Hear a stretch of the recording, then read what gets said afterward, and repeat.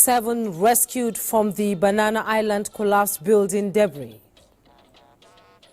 We appeal to the developers to abide with the rules and regulations. Nobody is above the law.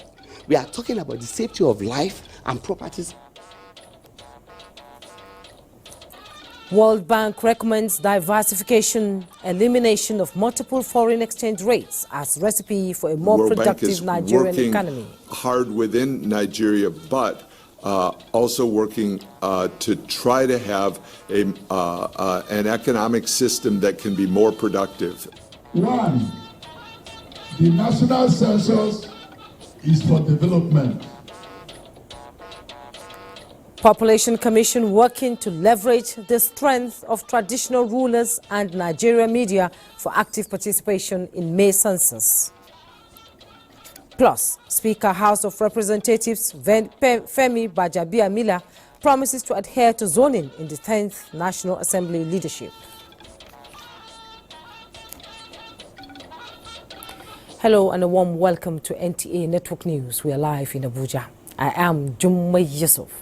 Hingino John Adams joins us from our Lagos studio. You can follow this news broadcast live on our website at nta.ng/live or any of our social media handles displayed on your screen for updates. So far, 7 injured persons have been rescued with no fatalities recorded as debris is cleared from the building that collapsed on Wednesday, April 12, 2023 on Banana Island, Lagos. Amaka Owo, who visited the site, has more.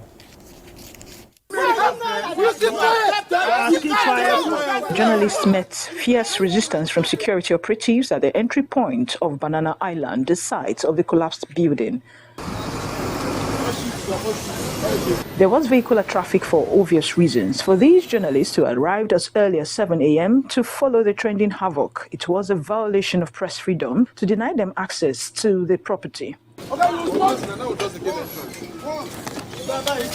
Efforts were also made to prevent government officials from speaking to the press. This aroused more curiosity. The resistance of determined journalists continued until we reached the last entrance to the construction sites. We appeal to good people of Lagos State.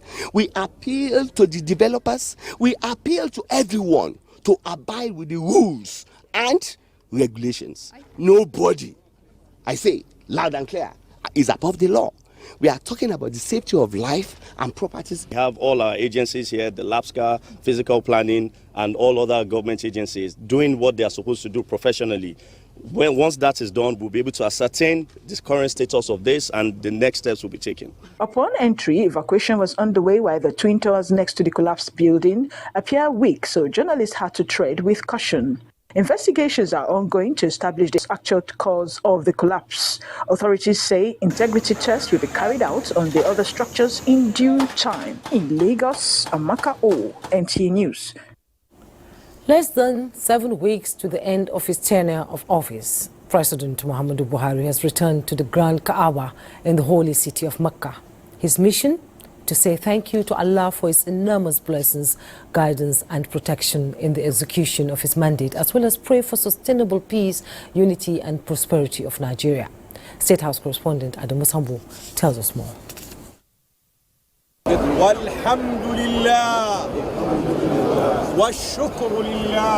Umrah, otherwise called the Lesser Hajj, is an act of great significance for the sake of Allah and amongst the best deeds Muslims can perform when pleasing Him. Apart from the bountiful rewards to be derived as well as forgiveness of committed sins, all prayer requests made here are considered granted. For President Muhammadu Buhari, who is rounding off his 2-term tenure of office, there is no better time for this ritual of remarkable consequence than now. And in line with the Sunnah of Prophet Muhammad, peace be upon him, the President, accompanied by members of the first family, traditional rulers and religious leaders, with humility, reverence, utmost concentration and sincerity, performed tawaf, the circumambulation of the Grand Kaaba, as well as sa'i, going between Safa and Marwa. Intermittently, prayers were offered for both personal and greater interests of the Nigerian nation.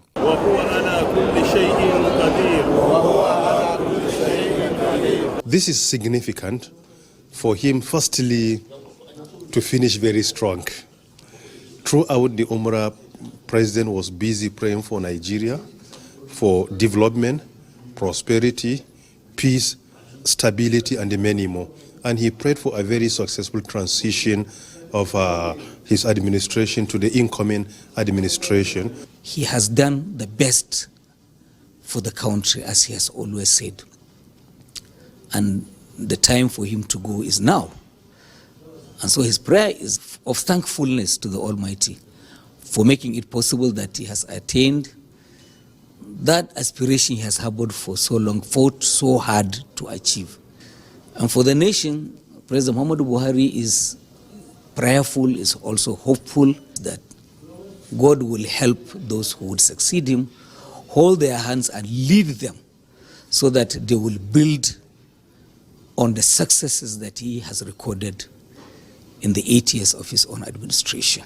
This is the fourth time President Muhammadu Buhari will be performing the Lesser Hajj since coming to power in 2015.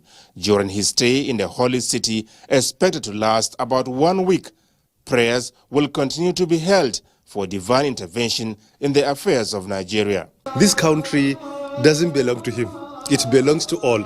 He only happens to be the leader. So the way he prays for the success of the country is necessary for all citizens to pray for Nigeria, and secondly, to put our prayer in action by trying to ensure that there is peace in the country, there is stability, and there is also unity. Don't only say, but we have to put that in our action. And this is indeed very critical.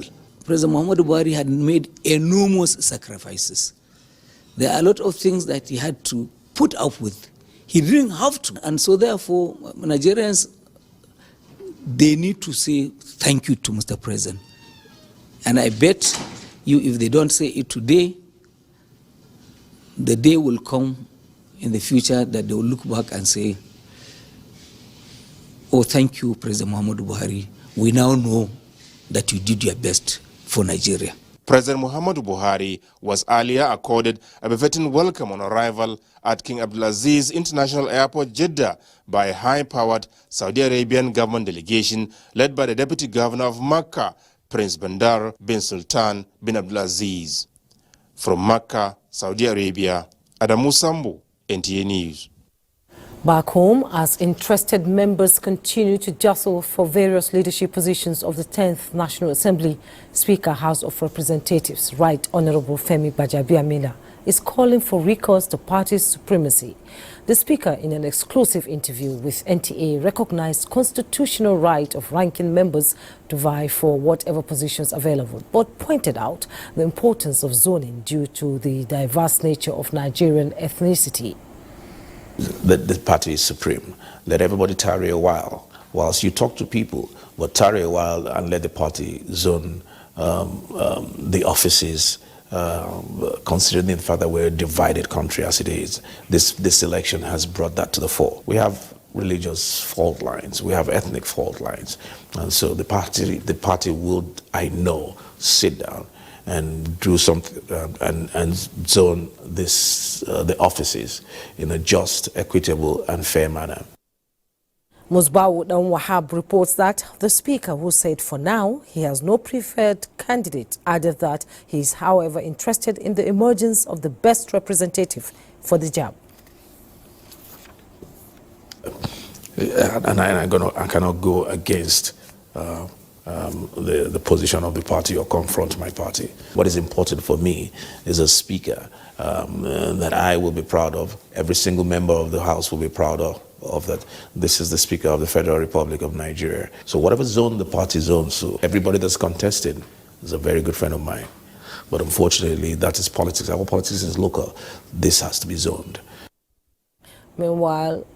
Meanwhile, the Speaker, House of Representatives, Femi Gbajabiamila, is optimistic that permanent site project of the National Institute for Legislative and Democratic Studies will be completed and inaugurated by President Muhammadu Buhari before the end of his tenure. Speaking during an assessment visit to the site, the Speaker told the construction firm to ensure its total completion within 30 days. John Yakuk has more. Prior to this visit in July 2020, The Speaker, in company of the Minister of Finance and National Planning, were on this site. The contractor had assured of timely completion of the project before the end of the 9th National Assembly. 2 years after, the Speaker is here again for assessment of the project preparatory to its inauguration. He, however, expressed disappointment that work has stopped even as there was no outstanding liability to the company. The last time I was here 2 years ago, this list was at 95%. So even if they've moved the needle a little bit and it's at 98 now, 2% shouldn't be a problem in terms of completion in the next 30 days. And we got commitment from the contractor Julius Berger that once the liability on the projects, as at 2 years ago, is settled, they will come back to sites. As of today, I can tell you that we are not owing Julius Berger. Representatives of the contracting firm declined the interview.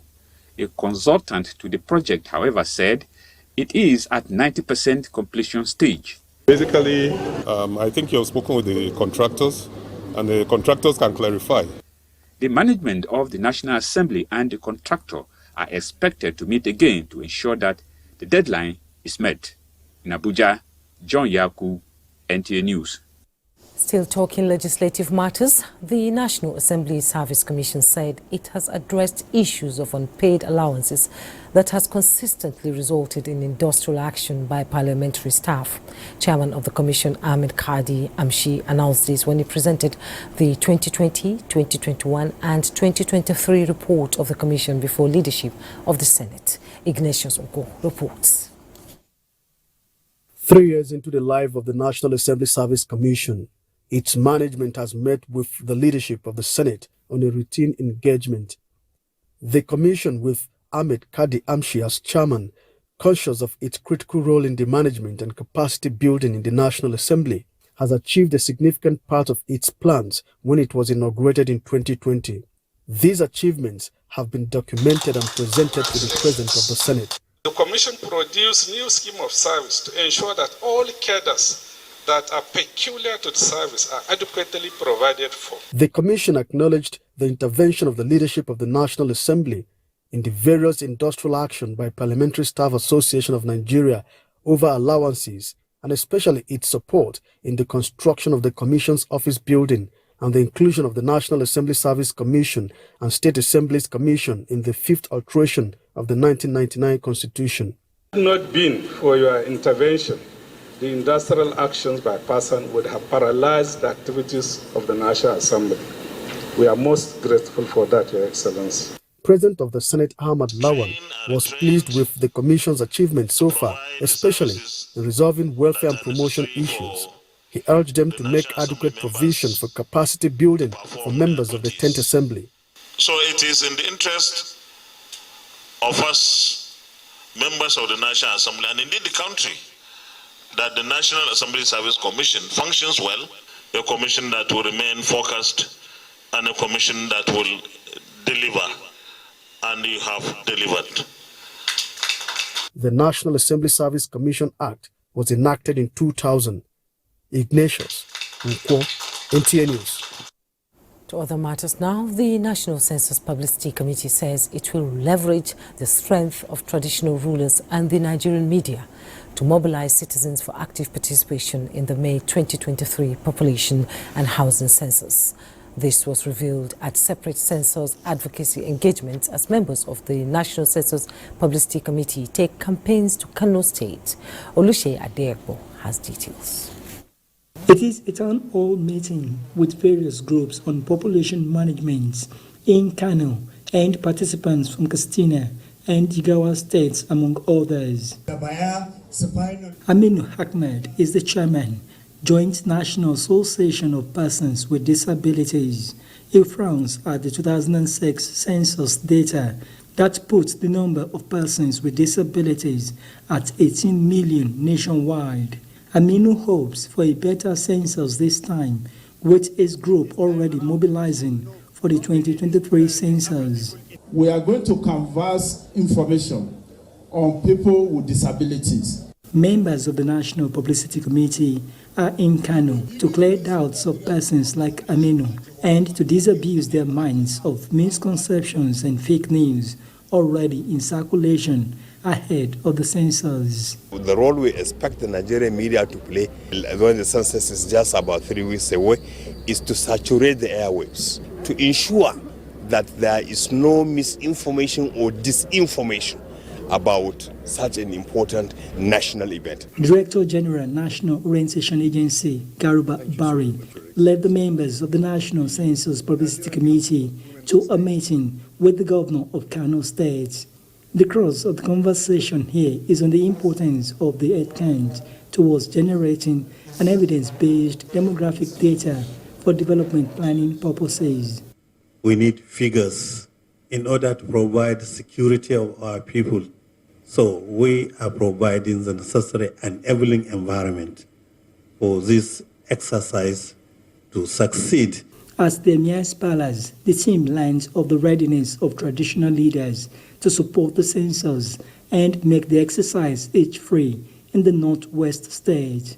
From Kano, Olusheye Adiagbo, NTA News. We'll take a break now. More reports when we return. Do stay. Next.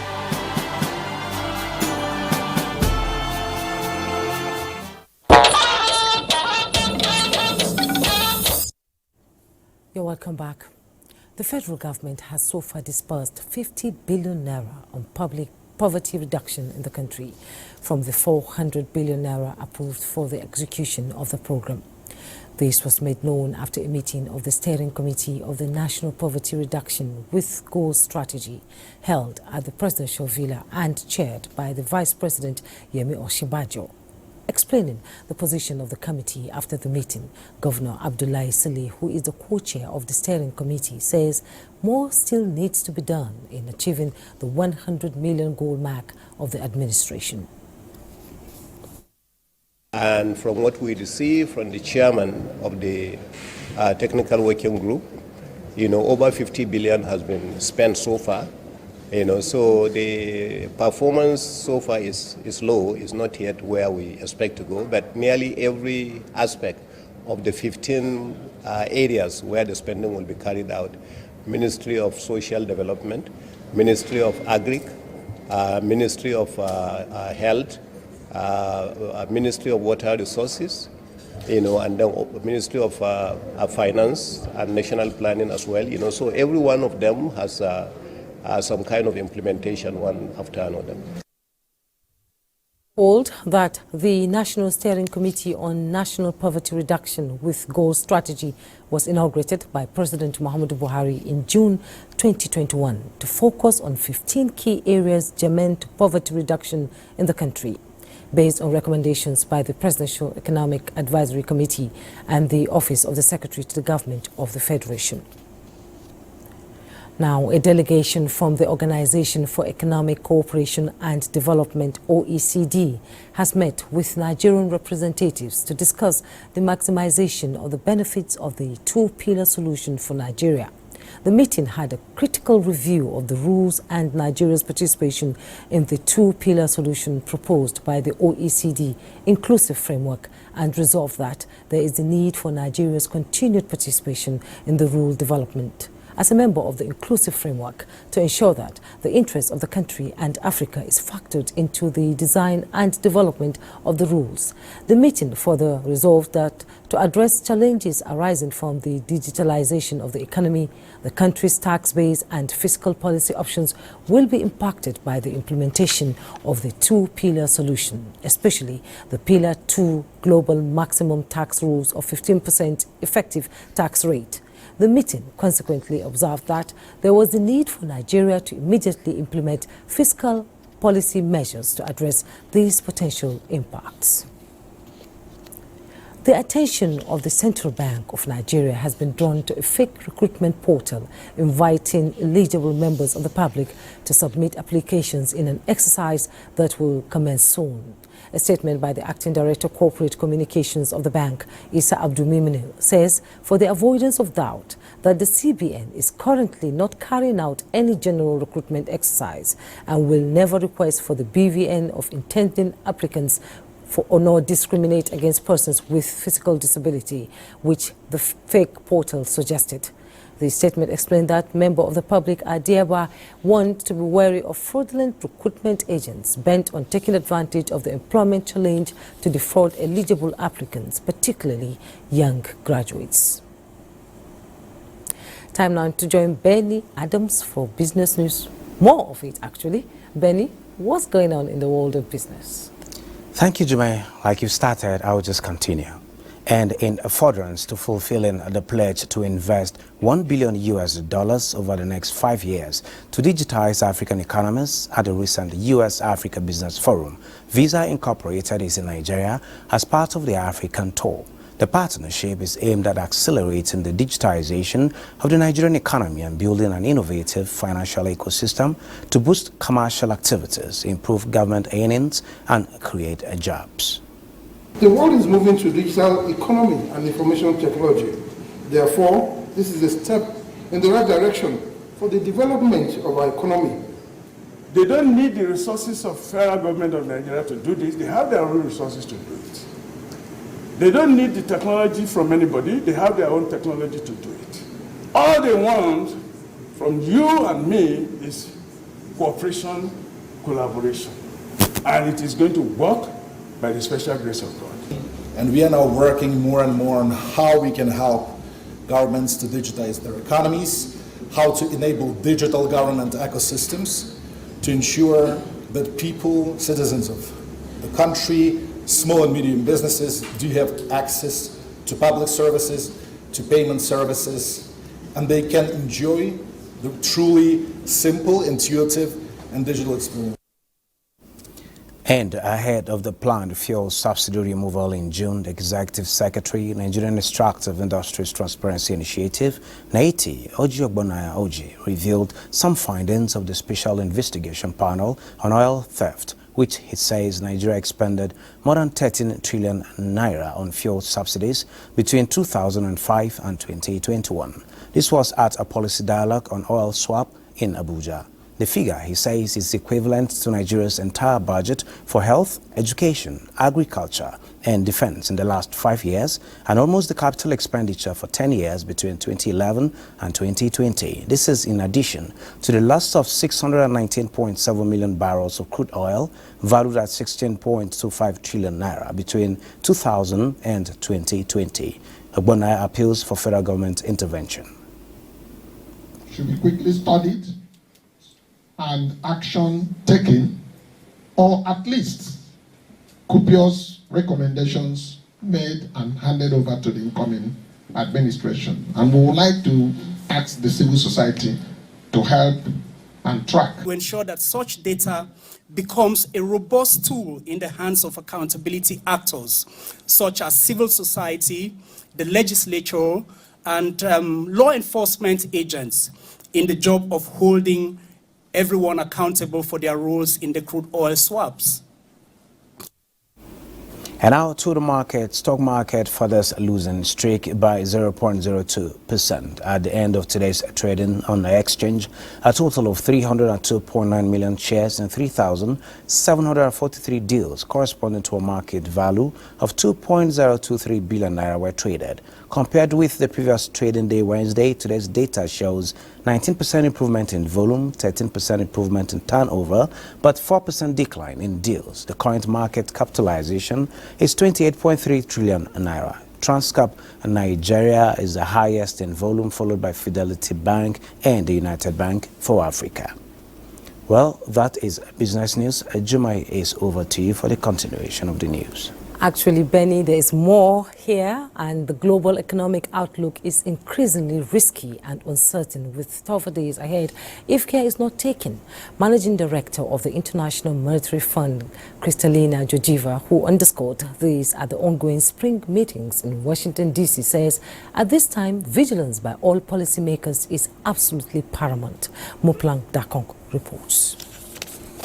Strong Consumer demand in many economies, together with the reopening of the Chinese economy, have strengthened activity in the second half of 2022. However, many shocks, including the war in Ukraine and the recent financial market stress, are weighing on global recovery efforts. Nigeria and the entire sub-Saharan Africa not spared. As many as 345 million people, mainly in low-income countries, presently face acute food insecurity, and more than 700 million people are living in extreme poverty globally. Georgieva says the figures are not too good, but the future is not too gloomy. And at this point of time, our projections are for walking on this narrow path that avoids hard landing. But 2.8% global growth is not enough to bring opportunities to businesses and people around the world. She prescribes strong policy implementation for countries like Nigeria, together with pragmatic approaches to respond to shared challenges. Restoring price stability and safeguarding financial stability as prerequisites for return to robust growth. So long as financial pressures remain limited, we expect central banks to stay the course in the fight against inflation. The IMF chief says the fund, in collaboration with partners like the World Bank, is focused on providing countries like Nigeria with funds, capacity building, and financial assistance to navigate the difficult terrains. In Washington, D.C., Muplang Dakok, NTA News. Now, for Nigeria to run a more productive economy, curb dependence on crude oil as its main driver of GDP growth, the country must diversify its revenue base and address multiple foreign exchange rates. World Bank Group President David Malpass stated this while speaking on the bank's effort to address global development challenges. Abolade Salami reports. The journey of Nigeria's economy to sustainable growth and development has experienced some level of bumpy ride, leading to policy reviews both on the monetary and fiscal sides. To address impeding factors, this have come with attendant consequences as policymakers strive to enhance sustainability and performance. World Bank Group President David Malpass, while analyzing Nigeria's economic performance, said the country needs to scale up its domestic production as a catalyst for growth in 2023, going by a 2.8% slow growth projection globally. The World Bank is working hard within Nigeria, but also working to try to have an economic system that can be more productive. That means Nigeria has trade protection that blocks the market development. They have a dual exchange rate that is very expensive for the people of Nigeria to maintain that dual exchange rate system. As regards the global uncertainties, low-income countries are particularly vulnerable given high level of debt and weak per capita income growth. A high priority for the World Bank is shared prosperity in a sustainable way. And so as we think about Nigeria, there are many changes that are needed in order to allow that process to proceed. The need for countries to provide buffers against shocks, improve food security, and strengthen climate pact is said is vital to help global communities address developmental challenges. From Washington, D.C., Abolade Salami, NTA News. Thank you, Abolade. The Nigerian Sovereign Investment Authority, NSIA, has joined the League of 1 trillion naira entities as it continues to seek for profitable investment that will add to the authority's growth trajectory. Musa Abubakar reports that the Managing Director of the authority, Aminu Umar Sadiq, said this at the presentation of the NSIA 2022 performance year in Abuja. It's been a challenging year 2022 for most businesses as inflation, supply chain disruption and Russia-Ukraine war continue to have impact on economic activities. Nigeria's Sovereign Investment Authority was not immune to these problems, but its business practice and resilience had seen it through tough times. Despite all of these challenges, NSIA once again delivered very respectable performance. Of course, it had to be a reduction relative to our 2021 performance, where these challenges simply were not the case. But despite that, I'm proud to say that we delivered revenues of over 100 billion naira. The authority recorded 10 straight years of continuous positive earnings despite volatility and headwinds across global markets. Net assets grew by 10.5% to 1.02 trillion naira in 2022. Earnings from interest income, infrastructure business revenue, and fiduciary activities, management fees increased by 34.5%, amounting to 15.7 billion naira year-on-year growth. In terms of the 2023 outlook, we are reasonably confident that it could not be as bad as last year, but still we have to be very cautiously optimistic. We have to make sure that we manage a diversified portfolio, particularly on the FGF side. The sustained high crude oil prices mean that per the PIA, some amounts should accrue to NSIA's bottom line. From $1.6 billion to more than $2.2 billion net asset, the NSIA boss is optimistic that the organization will continue to thrive through its value addition to Nigeria. In Abuja, I am Musa Abubakar, NTA News. It's time to join Hingino in our Lagos Network studio for more on network news. Hello, Hingino. As a way of formally appreciating President Muhammadu Buhari for his record support towards the realization of its core mandates, the Nigerian Navy is set to hold a presidential fleet review in his honor. The flag officer commanding Western Naval Command, Apapa Rear Admiral Joseph Akpan, disclosed this in his maiden brief at the command's headquarters in Lagos. Adeni Itayo completes the report. Since its establishment as the premier command of the Nigerian Navy, the Western Naval Command has remained dominant in the protection of the Gulf of Guinea and the nation's maritime domain, while supporting efforts to encourage blue economy in the country. The last 14 months saw a major improvement in these efforts, notably with the seizure of about 600 bags of marijuana with street value of about 1 billion naira by the Nigerian Navy, as well as interception and arrest of vessels of interest with naval helicopters. The man at the helm of affairs during this period is certain that having carved a niche for itself in the fight against criminalities at sea, the Nigerian Navy will continue to prioritize standard and professionalism. 50% of the Nigerian Navy is in Lagos, and planning is more effective and more focused to ensure that service delivery to the personnel is done in the best way. Therefore, where their welfare is catered for, the administration is top-notch, definitely they will also put back to the system. For the new flag officer commanding, it is time for his officers and ratings to roll up their sleeves, pursue effective implementation of the strategic directive of the Chief of the Naval Staff, and justify the confidence reposed in the Nigerian Navy by the President and Commander-in-Chief. I can almost say that in the history of the Navy, the acquisition we've had in terms of equipment, ships, logistics, we've never had it this good. It's recognized that the Navy has a very big role to play in sustaining the economic base of this country, which is the Riverine area. So this is one of the reasons why this fleet review is being organized in honor of Mr. President. The Presidential Fleet Review, which runs from May 14 to 17, was last held during the tenure of President Goodluck Jonathan in Lagos. Adeni Itaiwo, NTA News. The Lagos State House of Assembly will no longer tolerate unilateral appointments made by the state government without recourse to the approval of the Legislative House in line with its constitutional powers. Speaker of the House, Mudashiru Obasa, gave the warning at a plenary session in Lagos. Musa Toliat reports.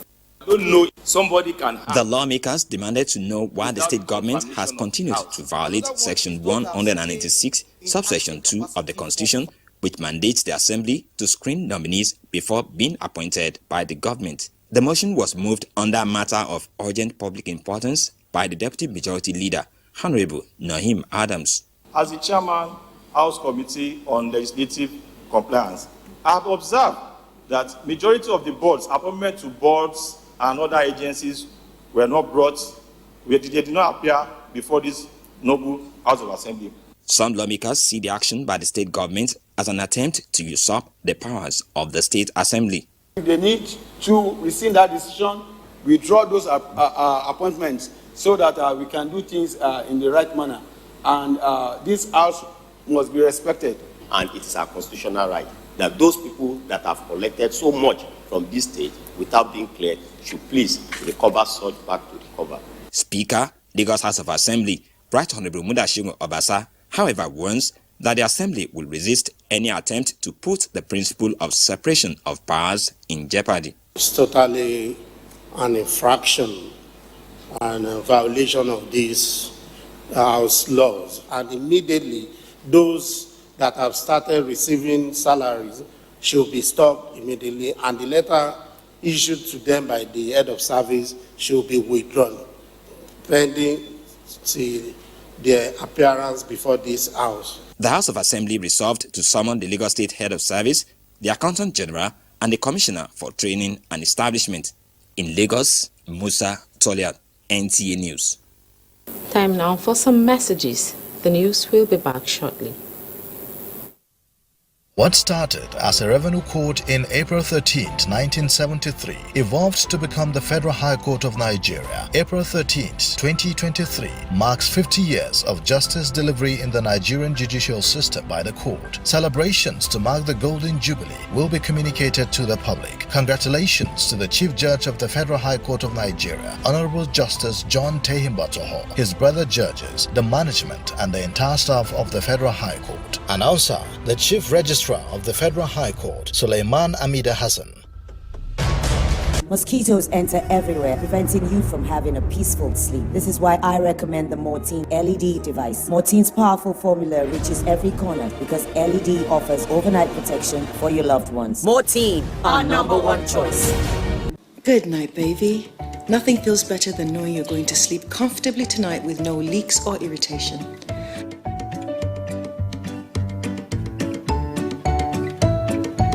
Huggies on.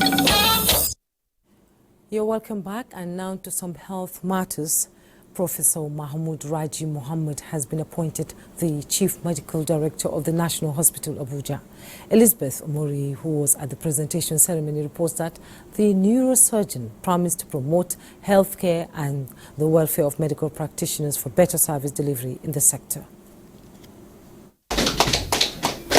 Those applauses will be remembered by humanity if he delivers after 4 years. The Minister of Health, Dr. Saigi Ihanere, who presented the letter on behalf of the President, reminded the new boss of the National Hospital the success of his tenure depends on quality leadership and selflessness.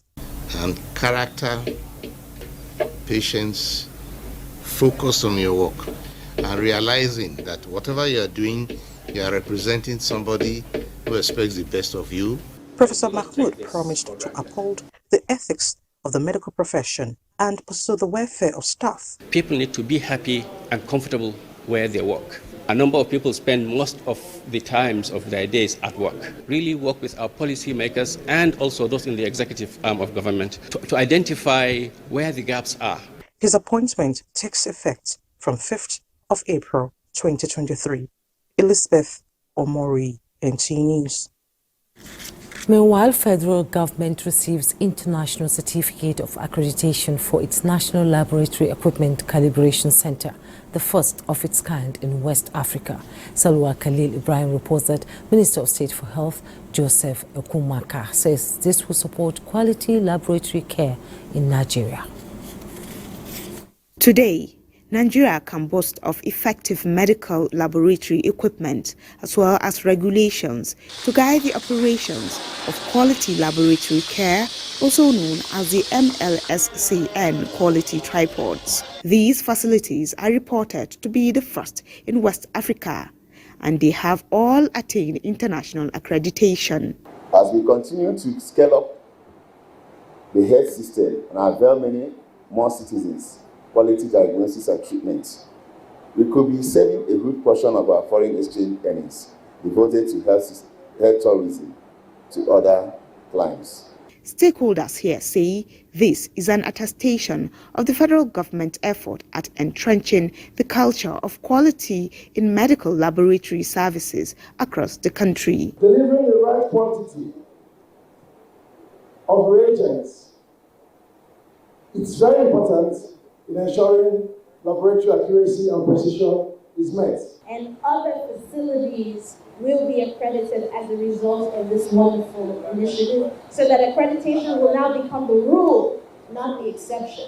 So any PPS equipment calibrated here will be accepted all over the world. Tertiary health institutions can now avail themselves of the services of National Laboratory Equipment Calibration Center to optimize their equipment. In Abuja, Salwa Khalil, NTA News. You are watching NTA Network News. The news continues shortly. The heat of the summer, Okada seats feel like hot plates, and downfall buses feel like extremely hot ovens. Walking on the road feels like walking on hot coals. The Inspector General of Police, Usman Alkali Baba, has ordered the adequate deployment of supporting personnel and additional logistics for effective election security management during the forthcoming supplementary elections, scheduled for Saturday, 15th April 2023, in 2,660 polling units in 185 local government areas across 24 states. A statement by the force headquarters indicates that the IGP has directed all supervising senior police officers in charge of jurisdiction where the supplementary elections will hold, particularly the supplementary gubernatorial elections in Adamawa and Kebbi states, to ensure the emplacement of adequate manpower and other resources for effective policing of the electoral process. Similarly, the IGP urged electorates in the affected states to come out en masse to exercise their franchise and be law-abiding while maintaining peace and orderliness. Reigning champions Bayelsa Queens qualify for this season's Nigerian Women Football League Super 6 tournament. These and more with Chukunoso Nwabuze on Sports Update.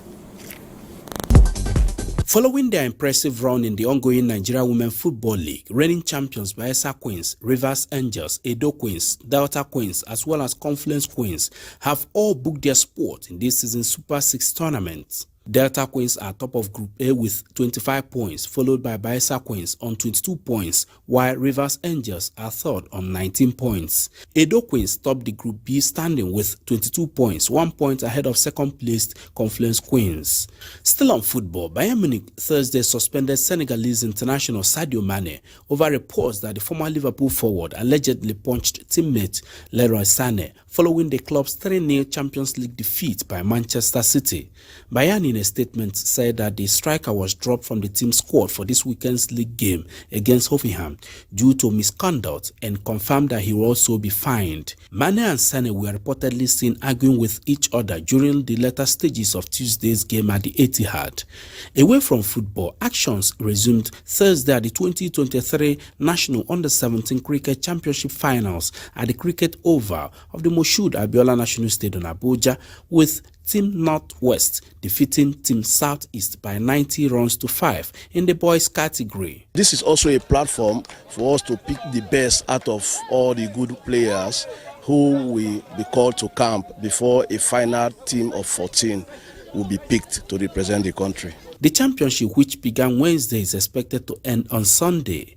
And in tennis, Taylor Fritz Thursday came from a set-down to beat Yereleshka 4-6, 6-4, 6-1 to advance to the fourth round of the 2023 Monte Carlo Masters. The American next meets Stefanos Tsitsipas on Friday for a place in the last four of the tournament.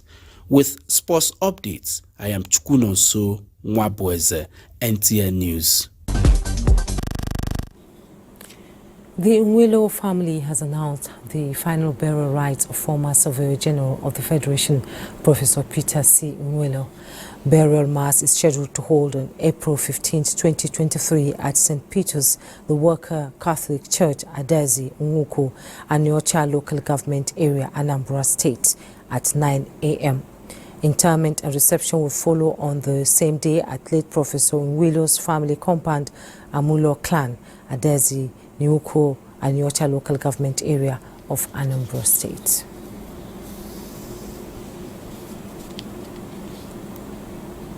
And that's NTA Network News. Thanks for watching. But before we go, remember the National Population Census is 20 days to go. You count and be counted. Thanks for watching. I am Jummai Yusuf.